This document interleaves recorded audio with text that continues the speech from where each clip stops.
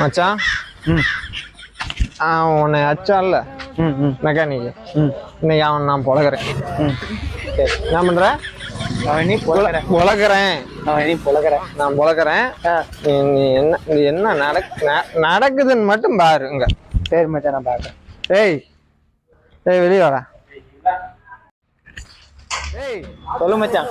நான் இல்லாத டைம்ல மச்சான் நீ அடிச்சுட்ட. அடிச்சிட்டான் மச்சான். ஏய் வெளியே வா.